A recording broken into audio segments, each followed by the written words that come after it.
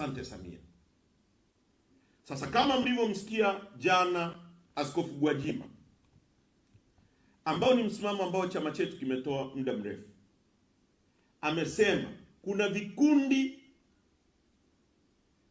ambavyo vimeundwa ambavyo haviko kwenye utaratibu, sio jeshi la polisi, ni vikundi ambavyo vinalindwa na kupewa mamlaka na wale wanaoteua wakuu wa vyombo vya dola. Kwenye nchi hii nani anateua wakuu wa vyombo vya dola? Rais ndio anamteua IGP, rais ndio anamteua mkurugenzi wa usalama wa taifa, rais ndio anamteua mkuu wa majeshi. Sasa hivi vikundi vinavyofuatiliwa wanakuta kuna force kubwa zaidi ambayo hauwezi kuibreak. Sasa maana yake tuko kwenye taifa ambalo ni kama mataifa yale ya Latin America, ambao magenge yapo yanalindwa na watu wenye nguvu, yanafanya uhalifu kwenye nchi yetu.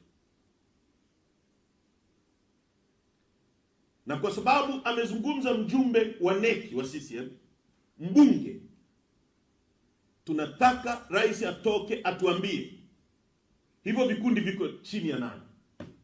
Je, viko chini ya kijana wake ambaye tunasikia ndo na finance ya makundi? Viko chini ya idara gani? Vikundi vinavyoteka watu, binadamu, uhai wa binadamu sio jambo la kulinganisha na kitu chochote. Dunia hii mtu mmoja anaweza kufanya mabadiliko ya watu wote tukaishi vizuri duniani hapa.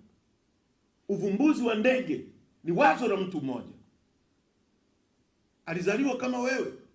Unajuaje kama Mdude Nyagali angezaa mtoto ndio avumbue dawa ya ukimwi duniani, aponye watu kwenye dunia hii? Unajuaje? Unajuaje kama Deusdedit Soka angefanya uvumbuzi, angezaa mtoto avumbue dawa ya kutibu kansa kwenye dunia hii? Kwa watu kuwa na mawazo tofauti kwenye nchi yetu, wanatekwa, wanatishiwa, uhai wao uko mashakani. Sisi wengine tunapata taarifa kila wakati, hata maji ya kunywa tukitoka ndani tunayafungia kwenye safe. Tumefanya kosa gani kwenye nchi hii? Kosa letu ni kuwa wanasiasa wa upinzani kwa kitu ambacho katiba yetu inaruhusu. Rais wa nchi yuko kimya. Mtu mmoja kwenye nchi hii ni mtu wa thamani kuliko kitu chochote. Magari yakipotea yatanunuliwa, ndege ikipotea itatengenezwa nyingine. Binadamu ni Mungu pekee aliyetupa uhai tunaotumia, akiwemo Rais Samia, uhai wake anapewa na Mungu. Inakuwaje watu kwa mamia wametekwa, familia zinalia? Na hivi muda si mrefu nimeambiwa kwamba kijana Kaswahili ambaye ni mwanachama wetu, naye tangu tarehe 22 mwezi wa 5 huu hajulikani alipo. Familia yake imeanza kumtafuta. Tutakuwa kwenye hali hii mpaka lini? Tunatekwa kama kuku, kila baada ya muda anaondoka huyu, kila baada ya muda anaondoka huyu.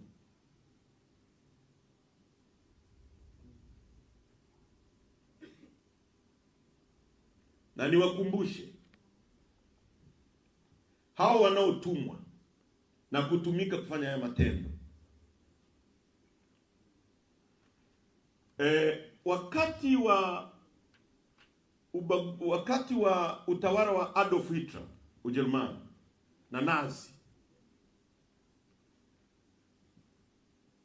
matendo maovu yaliyofanywa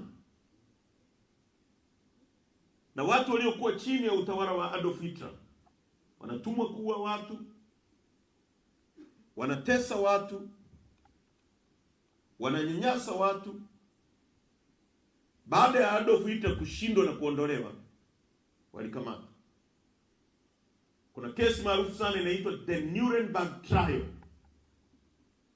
Kwa wanasheria mnajua kwamba ni nini ile mnaita, sio case law, lakini imekuwa kama takumbuka. watu walipoenda wakaanza kujitetea kwenye hiyo Nuremberg trial kwamba sisi tulikuwa tunatumwa na watu kutoka juu, kufungia watu kwenye torture chambers ambazo walikuwa na wachoma na gesi mpaka wanaungua, wanakuwa mifupa na majivu, kukata watu vichwa, kuua watu, wakitegemea kwamba ushahidi watakaotoa au utetezi huo kwamba tulikuwa tunatumwa na viongozi kutoka juu utasimama. Na kuambia IGP Camillus Wambura na jeshi lako la polisi na Muliro, hamtakuwa na utetezi kwamba mlitumwa na watu kutoka juu kufanya vitendo hivi. Utawajibika wewe kama wewe. Ninakuambia Mafuere, ambaye kila mtu anakulalamikia katika nchi hii, kwamba wewe ndio unaongoza vikosi vya kuumiza Watanzania. Nchini ya kwetu kuna sheria ambazo tumekubaliana kuzifuata.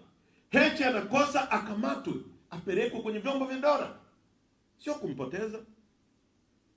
Na nimemsikia mkwe wa rais Mchengero anasema sisi tutakuwa tayari kulinda nchi hii kwa gharama ya damu. Mchengero, hii nchi sio ya mama yako, ni ya kwetu sote. Hauna uwezo wa kulinda nchi hii kwa gharama za damu. Mnateka watu, mnapoteza watu.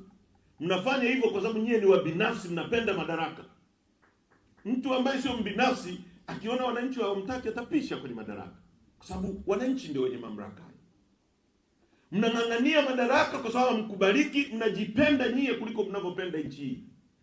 Watu wanaoweza kutoa maisha yao kwa ajili ya nchi ni watu wanaoipenda nchi kuliko wanavyojipenda, na wanapenda future ya watoto wao. Wewe unajipenda kwa sababu mko madarakani, mnafanya ufisadi, mnachukua mali za nchi mnazitumia mnavyotaka, ndio maana mko tayari kumuumiza yoyote kwa sababu ya kulinda madaraka yenu. Kwa ndugu zangu vijana, mwisho kabisa tunawasihi wa Tanzania